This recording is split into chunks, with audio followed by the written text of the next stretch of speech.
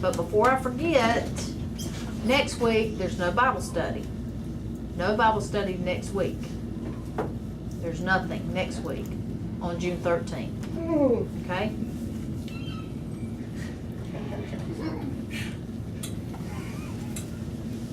Okay, we finished chapter 3 in Galatians, and now we're on chapter 4 and verse 1. So I want you all to look at this and think about what it means. And at first, I admit, when I read it, I was like, I had to read it again.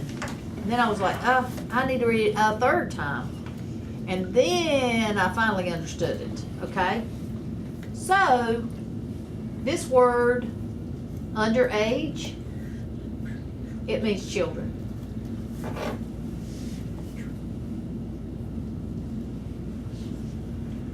And estate is like property, a business, whatever, or a lot of money.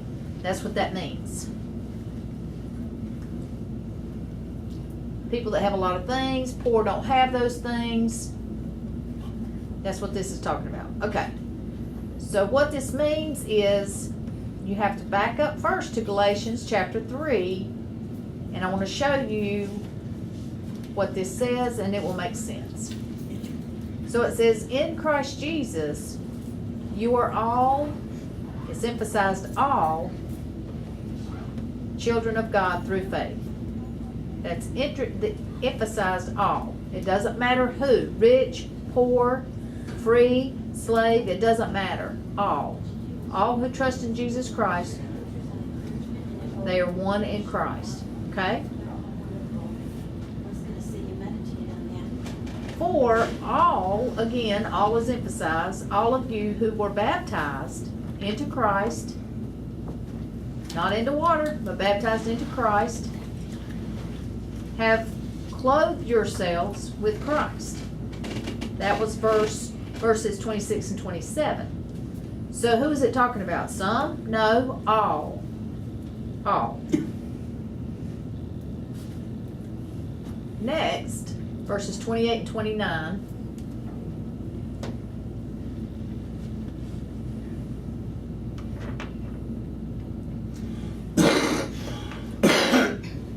It says, there's neither Jew nor Gentile, neither slave nor free. Nor is there male and female, for you are all one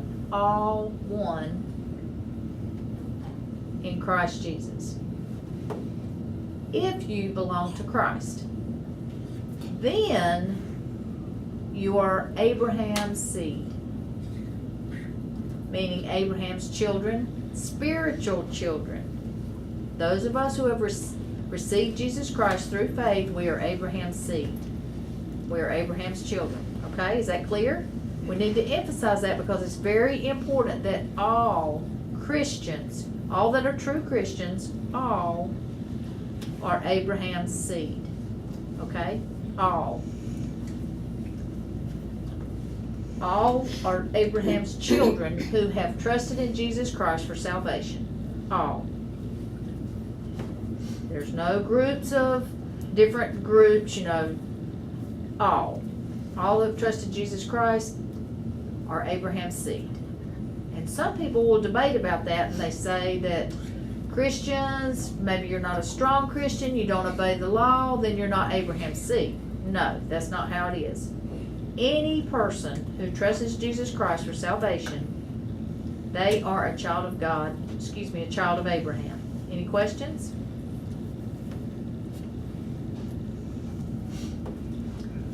It says, if you belong to Christ, then you are heirs. A person that receives an inheritance. You are, period. How have we become heirs? And how do we receive that inheritance? by trusting in Jesus Christ. That's his promise. It says according to the promise. Okay, everybody good with that? All right, now let's go back to chapter 4, verse 1. It says, what I am saying is that as long as an heir, a person who receives an inheritance, as long as they are a child, like a boy, he's not quite old enough to go out into the world yet. He is still under the teaching and the the teaching him about his life and teaching him about his responsibilities and training him. He is still a child. He's not a man yet. He is no different from a slave. He's not above, he's no different from a slave. Although he owns the whole estate, like the father will give it to him, and it's his, all of it, all the things, his wealth, everything, all of it will be given to him. But he is no different than the one who is a slave. The promise is given to both, regardless.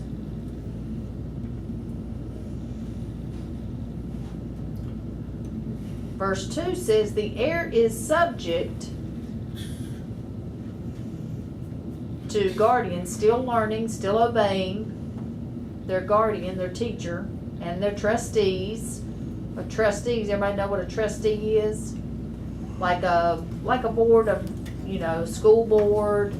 They're responsible for the money and taking care of the budget, making the decisions. That's what a trustee is. Apparently the father has passed away, and the inheritance, everything has been kept and given to the trustee to take care of until the child is old enough, and then all of it will be them. And then the child will, after he grows up, will be responsible for the inheritance. Even though the heir, he's an heir, and he has everything, yes, but he's still under the teaching and the learning and the responsibility of that guardian. Until the time set by the father. Like what the father says is the appropriate time or age. If he's already done all these things, already learned these things, taken care of these responsibilities, then he will be old enough to take the inheritance. It says, so also, when we were underage, when we were children, we were in slavery, under the law. We weren't free yet. We were under the elemental spiritual forces of the world. And that, I had to look at that a lot, and I found out that the NIV version says this, but if you notice,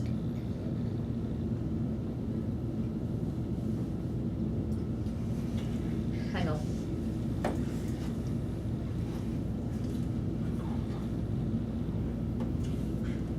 The spiritual forces. But if you notice, it has in the NIV version, it says A. And if you go down to the footnote, it says, or under the basic principles. And there's the answer. So these elemental spiritual forces, most of these Bible verses, translations, like King James Version and the NAS, these different translations use this same wording, under the basic principles.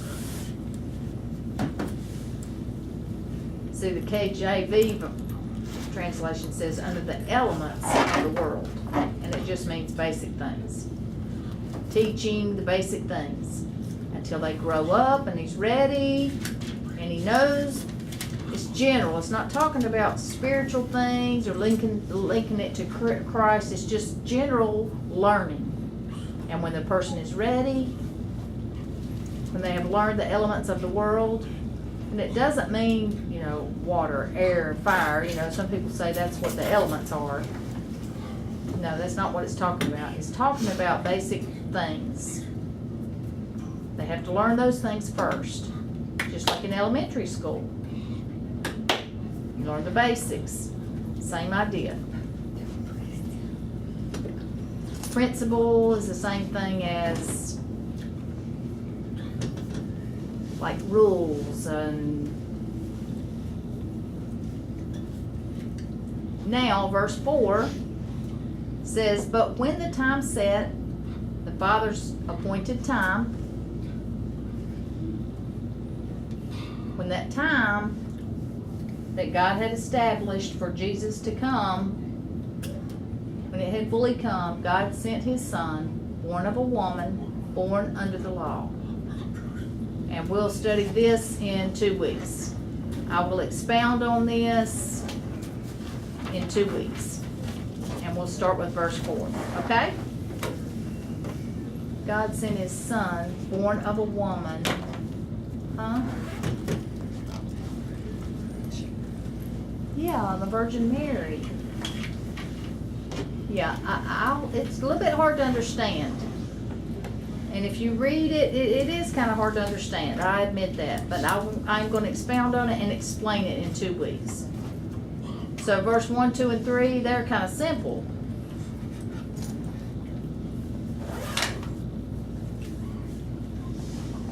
Verse 1, 2, and 3, they're kind of simple.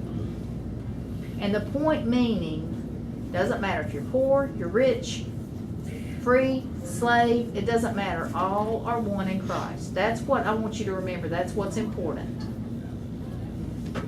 The believer, and you've received salvation, then it is given, the inheritance is given to all.